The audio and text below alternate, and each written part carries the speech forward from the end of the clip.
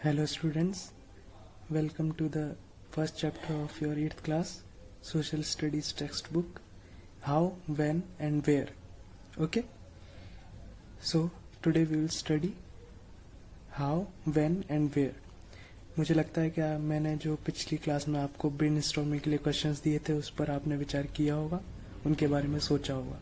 ठीक है, तो आज हम उसी चीज़ को कंटिन्यू करेंगे और इंट्रोड्यूस करेंगे आपका first chapter how, when and where.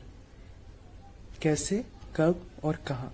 ठीक है, तो उसके लिए सबसे पहले हम जानते हैं कि क्योंकि ये हिस्ट्री का चैप्टर है और बहुत इंपॉर्टेंट चैप्टर है, ठीक है ना, इस चैप्टर से आपको पता चलेगा कि बाकी आपको चैप्टर्स कैसे पढ़ने हैं, है ना. हम हिस्ट्री क्यों पढ़ते हैं, कैसे पढ़ते हैं, ठीक है ना, ये सारी चीजें आपको इस चैप्टर से ही पता चलेंगी. तो बहुत ध्यान से पढ़ना, ठीक है. और सबसे पहले इसके लिए जरूरी ये है कि हम जाने कि हिस्ट्री खुद में है क्या, व्हाट इज हिस्ट्री. ठीक है ना, तो history is the study of past. History is the study of past. Simple language में अगर हम बोले तो हिस्ट्री क्या है, स्टडी ऑफ पास्ट है. हमारे पास्ट की स्टडी को हम हिस्ट्री बोलते हैं, यानी कि हमारा जो भूतकाल है उसी की स्टडी को हम क्या बोलेंगे, इतिहास बोलेंगे, हिस्ट्री बोलेंगे. ठीक है. अच्छा, अब हम पढ़ते क्यों हैं, हमें क्यों जरूरत है अपने पास्ट को स्टडी करने की. तो it helps in understanding our present and allows us to analyse our mistakes so that we can avoid them in the future. इससे क्या होता है, पास्ट की स्टडी करने से it helps in understanding our present.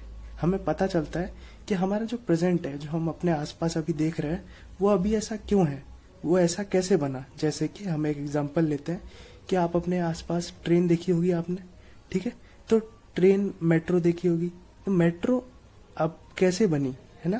तो इसका मतलब कभी ना कभी पहले इन्वेंशन हुआ होगा ट्रेन का, और पहले ही मेट्रो तो नहीं बनी होगी, वो अलग टाइप की ट्रेन होगी. तो जब हमें पता होगा कि इन्वेंशन कैसे हुआ था, तब कैसी दिखती थी ट्रेन, और अब मेट्रो कैसी दिखती है हमें पता है, तभी तो हम कंपेयर कर पाएंगे ना, तभी तो हमें पता चलेगा कि प्रेजेंट में डेवलप हुई ट्रेन या नहीं हुई.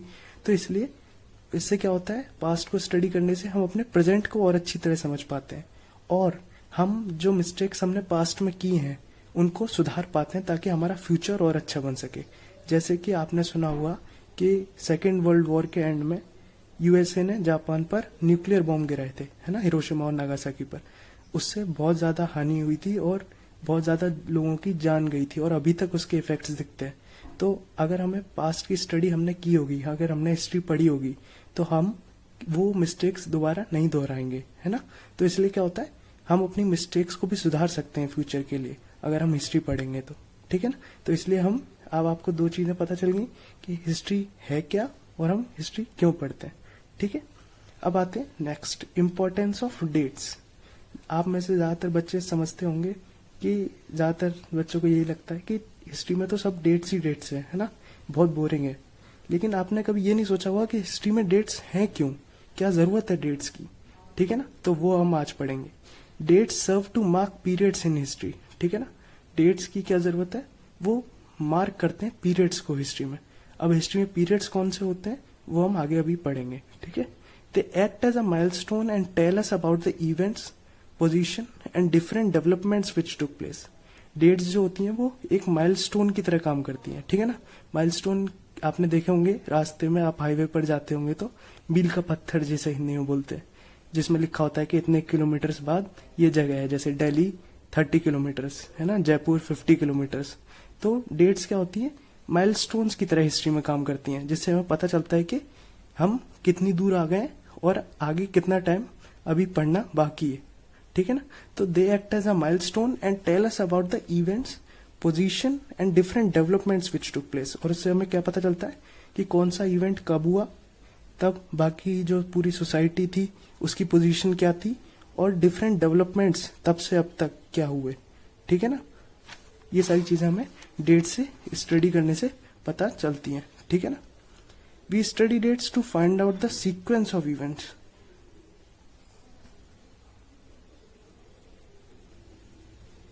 ठीक है. तो हम डेट्स को एक माइलस्टोन की तरह यूज करते हैं. और दूसरा क्या है, we study dates to find out the sequence of events so that one can examine the relationship between events. ठीक है ना.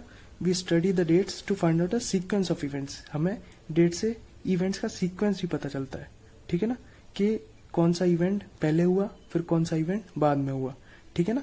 जैसे कि 1857 का रिवॉल्यूशन जो था वो पहले हुआ और 1947 में हमें आजादी मिली, ठीक है। तो ये हमें कैसे पता चलेगा, अगर हमें दोनों के ईयर्स पता है, हमें डेट्स पता है, तो इसलिए हमें डेट से सीक्वेंस ऑफ इवेंट्स पता चलता है और हमें दो इवेंट्स के बीच में रिलेशनशिप पता चलती है कि किसका कॉज क्या था। जैसे कि ये बैटल हुई तो इससे पहले ये चीजें हुई थी, ठीक है ना, जिसकी वजह से ये बैटल हुई, ठीक है ना। तो इसलिए हमें डेट्स पढ़नी होती हैं ताकि हमें सीक्वेंस ऑफ इवेंट्स पता चले और हम दो इवेंट्स के बीच में कॉज और इफेक्ट का रिलेशनशिप पता लगा पाए, ठीक है। दूसरी चीज पीरियडाइजेशन ऑफ हिस्ट्री, यानी कि ये आपके लिए नया हो सकता है। Periodisation is the process of categorising the past into discrete quantified named blocks of time, ठीक है ना।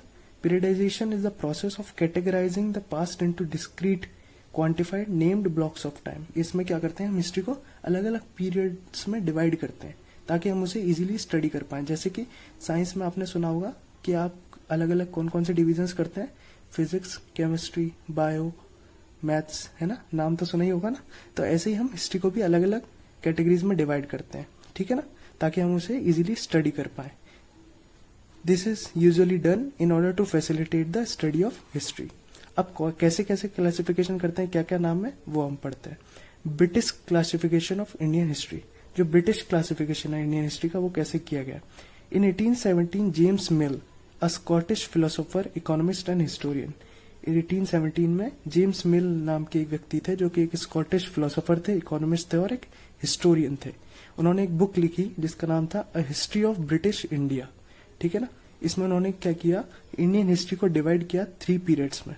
कौन कौन से, हिंदू, मुस्लिम एंड ब्रिटिश, ठीक है ना। अब ये पहली बार क्लासिफिकेशन किया गया इंडियन हिस्ट्री का ब्रिटिश द्वारा, ठीक है ना। इसमें क्या किया गया, Hindu, Muslim and British 3 division में बांटा गया इंडियन हिस्ट्री को। लेकिन इसके साथ एक दिक्कत थी, इस डिवीजन के साथ क्या दिक्कत थी कि उन्होंने ये रूलर्स के बैकग्राउंड के हिसाब से बांटे, रूलर्स के रिलीजन के हिसाब से, कि सबसे पहले हिंदू रूलर्स थे ज्यादातर तो इसलिए हिंदू पीरियड, फिर मिडिवल इंडिया में मुस्लिम रूलर्स ज्यादा थे तो इसलिए मुस्लिम पीरियड, फिर ब्रिटिश आ गए तो इसलिए मॉडर्न में ब्रिटिश। लेकिन दिक्कत ये थी कि इनके अलावा भी, जैसे एंशियंट हिस्ट्री अगर हम देखें तो उसमें हिंदू रूलर्स के अलावा भी थे, मिडिवल में मुस्लिम रूलर्स के अलावा भी तो कई राजा होंगे जिनका रिलीजन मुस्लिम नहीं होगा, है ना, तो उनको तो हमने मेंशन ही नहीं किया, तो इसलिए इसके साथ ये दिक्कत थी। तो इसलिए क्या किया कि जो बाद वाले हिस्टोरियंस थे उन्होंने जो हिस्ट्री थी उसे डिवाइड किया अलग तरीके से। कैसे डिवाइड किया, historians later classified Indian history into ancient, medieval and modern, ठीक है। जो हिंदू, मुस्लिम और ब्रिटिश था उसको अलग करके उन्होंने क्या किया, अलग तरीके से डिवाइड किया हिस्टोरियंस ने, एंशियंट, मिडिवल और मॉडर्न, जो हम आज भी पढ़ते हैं ज्यादातर, ठीक है ना, यही डिवीजन पढ़ते हैं। 3 पार्ट्स हैं, इनके नाम याद रखना, ancient, medieval and modern. Ancient कब से कब तक है, प्री हिस्टोरिक, यानी कि मानव सभ्यता की जब से शुरुआत हुई तब से लेकर के और 700 AD तक एंशियंट हिस्ट्री। फिर है मिडिवल हिस्ट्री, वो कब से कब तक है, 700 AD टू 1857 AD, ठीक है ना। ये साल है, ये रफ साल है, ठीक है ना, यानी कि रफली टाइम दिया गया है। ये ऐसा नहीं है कि आज से एंशियंट हिस्ट्री खत्म हो जाएगी, कल से मिडिवल स्टार्ट हो जाएगी, ऐसे नहीं होता है हिस्ट्री में, ठीक है ना। ऐसे कोई बॉर्डर एकदम एग्जैक्ट नहीं होता है, लेकिन हम अपनी स्टडी को इजी बनाने के लिए डिवाइड कर देते हैं, ठीक है ना। देन है modern, 1857 AD to present time, अभी तक जो चल रहा है, ठीक है ना। अब आते हैं modern period is associated with the growth of sciences, rationalism, logic, freedom and equality, ठीक है ना। तो जो ये सारे डिविजन्स थे, ठीक है ना, इसमें क्या किया गया, जो मॉडर्न पीरियड था वो एसोसिएट किया गया है साइंसेज से डेवलपमेंट के, रेशनलिज्म के डेवलपमेंट से, लॉजिक के डेवलपमेंट और फ्रीडम और इक्वालिटी के डेवलपमेंट से। लेकिन इसके साथ दिक्कत यह है कि ये वेस्टर्न जो सिविलाइजेशन है वहां से ये डिवीजन लिया गया है, ठीक है ना। तो वहां पर तो क्या था, मॉडर्न पीरियड में इन सारी क्वालिटीज का डेवलपमेंट हुआ है, साइंसेस का डेवलपमेंट हुआ, रेशनलिज्म यानी कि रीजन का डेवलपमेंट हुआ कि ये चीज हम कर रहे हैं तो क्यों कर रहे हैं, ये सोचने लग गए लोग, ये भी जरूरी होता है ना, उसे बोलते हैं रेशनलिज्म। लॉजिक आप जानती हैं, लॉजिक का डेवलपमेंट हुआ, फ्रीडम, आजादी और इक्वालिटी, ठीक है ना, ये सबसे main qualities, freedom and equality, इनका डेवलपमेंट हुआ, ठीक है ना। लेकिन क्या था, the term medieval was use to describe the society which was not democratic and liberal.